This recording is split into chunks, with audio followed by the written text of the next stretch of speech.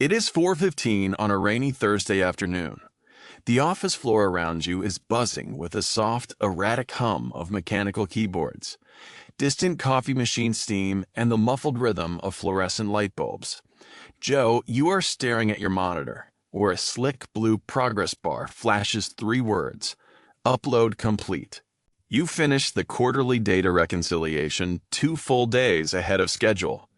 Your inbox sits clean, pristine, 0 unread messages. For a brief, fleeting second, a warm wave of accomplishment trickles through your chest. You lean back in your meshed task chair, drop your shoulders, and take a deep breath. You tell yourself that this is what professional excellence feels like. You are competent. You are fast. You are the person everyone can count on. Then, your cursor drifts toward the top right corner of the screen. Instinct kicks in, a habit so deeply encoded into your muscle memory that you do it without thinking. You hit refresh, ping! A new email appears from your manager, Sarah. Attached is a sprawling, unfinished presentation for tomorrow morning's executive board review, a project assigned to another department that has clearly fallen off the rails. The message from Sarah is short, punctuated with a friendly smiley face. Hey Joe, saw you wrapped up the reconciliation early. Mind taking a quick pass at this? You're so fast with these decks, and we really need a steady pair of hands right now. You feel a tiny, subtle drop in your stomach. It is not an explosion of anger. It is just a quiet, familiar weight settling back onto your ribs. Your hand grips the mouse. You could easily say that your bandwidth is full for the day. You could politely ask if this can wait until next week. But instead, your fingers glide across the keys with practiced ease. You type 4 simple words. On it. No problem. Most people look at a career and see success as a title, a steady salary bump, or a glowing annual review. I see it as the silent cost of small choices. 2 paths diverge in every career, so quietly that you rarely notice the fork in the road when you walk past it. On the first path, you build an empire of noise. You become the go-to fixer, the ultimate firefighter, the person who scoops up every falling tile before it hits the floor. Everyone praises your work ethic, but behind closed doors, your baseline reward for finishing your work quickly is simply more work. On the second path, you realize that your availability is not a public utility. You learn that true professional mastery is not measured by how much chaos you can absorb, but by how fiercely you protect your own cognitive peace. Today, Joe, you stand right at the edge of that choice. Notice what just happened in that fraction of a second, Joe. No manager held a knife to your throat. Nobody threatened to revoke your benefits or escort you out of the building if you did not jump on that presentation immediately. The decision to take on someone else's emergency took less than 3 seconds, executed with a calm, polite smile and 4 effortless keystrokes. This is where the drift begins. It does not start with a grand, dramatic contract or a formal promotion that comes with a massive bump in scope. It starts with what I call hyper-responsiveness reflex. The hyper-responsiveness reflex is an unconscious internal trigger where you mistake speed of response for professional value. Over time, you have trained yourself to believe that every open loop in your vicinity is a personal failure waiting to happen. If a message sits in a group chat for more than 6 minutes without a response, your pulse quickens.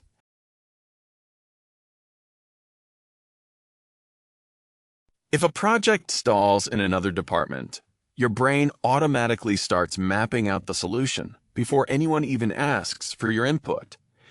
You wear your quick turnaround times like a quiet badge of honor, telling yourself that this level of commitment is what sets high performers apart from the rest of the pack. Look around your department. Your colleague, Mark, leaves his laptop closed at precisely 5 in the afternoon every single day. He turns in his assignments on the exact day they are due, never earlier, never later. When an urgent request drops into his inbox at 4:30, Mark simply lets it sit until 9 the following morning. And what happens to Mark? Does he get fired? Is he pulled into a disciplinary hearing? No, the company simply recalibrates its expectations around him. His standard output is accepted as normal, baseline performance. Meanwhile, your extraordinary output has been silently reclassified as your standard baseline. By jumping on every fire and clearing your queue at lightning speed, you did not build a reputation for strategic brilliance. You built a reputation for infinite capacity.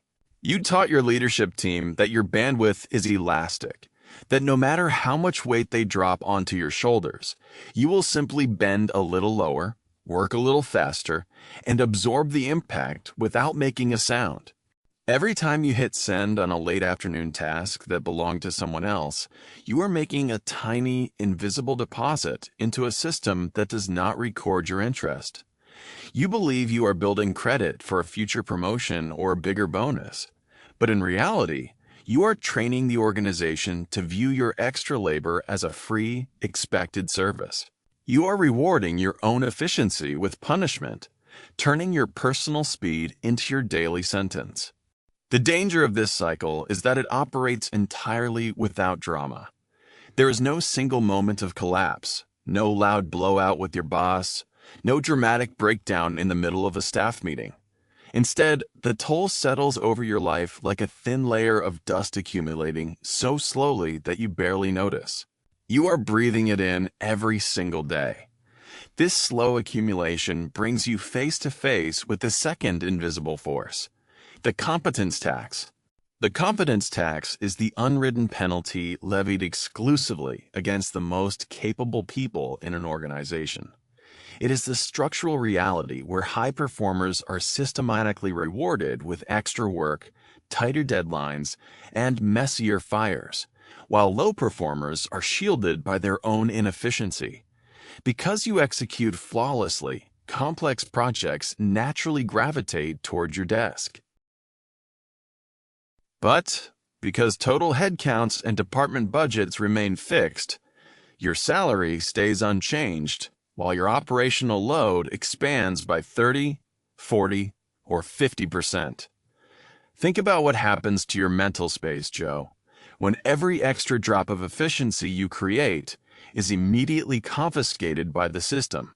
When you shave 2 hours off a task through smart automation or deep focus, those 2 hours do not return to you as rest or strategic reflection. They are instantly swallowed by secondary administrative tasks, rushed peer reviews, and emergency check-in calls. Your reward for being twice as fast as the average team member is simply twice the workload for the exact same compensation. The hidden drain. You are no longer paid for the quality of your insights. You are being leveraged as an emotional and operational shock absorber for the organization's systemic flaws. By 6 in the evening, when you finally shut down your laptop, your mind does not simply switch off. The cognitive residue follows you out the door. You sit in traffic or on the train, staring blankly out the window, processing endless spreadsheets and unresolved email threads in the background of your consciousness. When you get home, your family or your partner sees a version of you that has already been entirely spent. You are physically present in the kitchen, but emotionally you are still sitting at your desk, running diagnostic loops on problems you do not even own. You have given your best, highest energy hours to an employer that views your overextension as normal, leaving only the exhausted remnants of your patience for the people and passions that actually matter. The hardest part about paying the competence tax, Joe, is not the extra hours. It is the internal friction that develops when you try to stop. The moment you decide to drop your pace to a normal, sustainable frequency, a wave of intense guilt washes over you. You look at your manager, Sarah, or your peers, and you worry about how it will look if you suddenly say no. You fear that if you are not the hero who saves every project at 5 in the evening, people will think you have checked out, lost your edge, or stopped caring about your career. This is the psychological trap of the workplace hero. You have tied your identity and your self-worth so deeply to being the indispensable problem solver that stepping back feels like a failure. On Friday morning, Sarah drops into your cubicle with a familiar stack of folders under her arm. "Hey Joe, I know you're super busy, but the sales team missed their deadline again. Could you quickly clean up these reports before the 4 o'clock review?" Your heart rate spikes. The old habit, the hyper-responsiveness reflex, begins to flare up. Your brain screams at you to grab the folders, smile, and say yes. But instead, you take a slow, quiet breath. You look down at your keyboard, then look up at Sarah with a calm, neutral expression. "I can certainly take a look at those reports, Sarah," you say softly. "However, my current priority is wrapping up the risk analysis for next week's board meeting. If I pivot to the sales data now, the risk analysis will be delayed until Monday afternoon. Which of these two would you like me to prioritize?" A subtle shift occurs in the air. Sarah hesitates, staring at the folders in her hands. For the first time in years, you have not offered your personal evening hours as a free cushion to absorb someone else's missed deadline.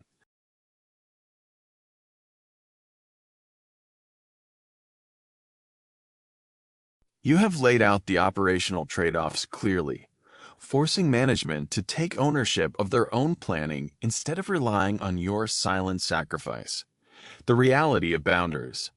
Setting professional boundaries is not about being difficult or unhelpful. It is about making the invisible labor visible, so the organization is forced to manage its own capacity realistically. Sarah nods slowly, adjusting the papers. "Good point, Joe. Stick to the risk analysis. I'll reach out to the sales lead and have them fix their own files." As she walks away, a strange mix of relief and anxiety sits in your chest. The relief comes from knowing you just saved 3 hours of your personal evening. The anxiety comes from breaking a pattern you maintained for half a decade. But this small, quiet pivot is where you begin reclaiming your career. When you step back and look at the trajectory of your work life, the true damage of being overly reliable is rarely found in a single bad day. It is found in the slow, relentless compounding of lost personal freedom over years of silent overcommitment. If you measure this cost, Joe, it does not show up as a line item on your bank statement or a deduction on your pay stub. The true toll is measured in a much more finite currency. 400 hours. That is 400 hours spent staying late to cover for underperforming departments. 400 hours spent polishing spreadsheets that no one actually read past the 3rd page. 400 hours of silent, anxious hypervigilance, sitting at your desk with your shoulders hunched, waiting for the next emergency email to drop into your inbox. Think about what 400 hours actually represents in a human life.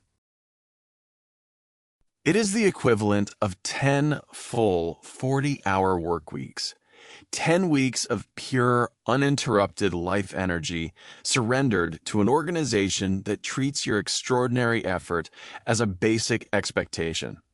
It is 40 weekend hikes you skipped because you were too mentally exhausted to drive to the trail. It is dozens of quiet family dinners where your body was sitting at the table, but your mind was stuck in a high-priority Slack channel. When you pay the competence tax year after year, you are not buying security, and you are certainly not buying respect. You are simply subsidizing the inefficiency of your organization with the non-renewable currency of your own life. Every time you say yes to a task out of fear or habit, you're taking a small piece of your future focus, your health, and your mental peace and handing it over for zero return. Imagine looking 10 years down the road. If you stay on this path, if you continue letting every open loop become your personal crisis, the future is remarkably predictable. You will not be rewarded with ultimate freedom. You will simply be given a larger shovel and a deeper hole to dig. You will reach the end of your career with an impressive resume of emergencies survived, but a total absence of personal legacy. You will realize that the company did not break when you overworked, and it will not break when you leave. The only thing that breaks is the person who spent a decade acting as a human cushion for a system that never asked for his sanity, only his output. Now, look at the alternative path. The moment you build what I call the fortress of quiet boundaries, everything changes. The fortress is not built out of hostility, lazy performance, or passive-aggressive pushback. It is built out of radical clarity and absolute respect for your own cognitive bandwidth. When you build the fortress, you deliver exceptional quality on what actually matters, but you stop offering your personal time as free operational padding. You let small fires burn where they belong, so leadership can finally see the structural holes in their own planning. You stop treating your efficiency as a public utility and start treating it as your private asset. You step away from your desk at 5 in the afternoon, Joe. The rainy sky outside has cleared into a quiet twilight. As you close your laptop, you hear the distant ping of another late afternoon email dropping into your inbox. For the first time in years, your fingers do not move toward the keyboard. You do not open the message. You do not check your phone on the walk to your car. You simply zip up your bag, put on your coat, and walk out the door.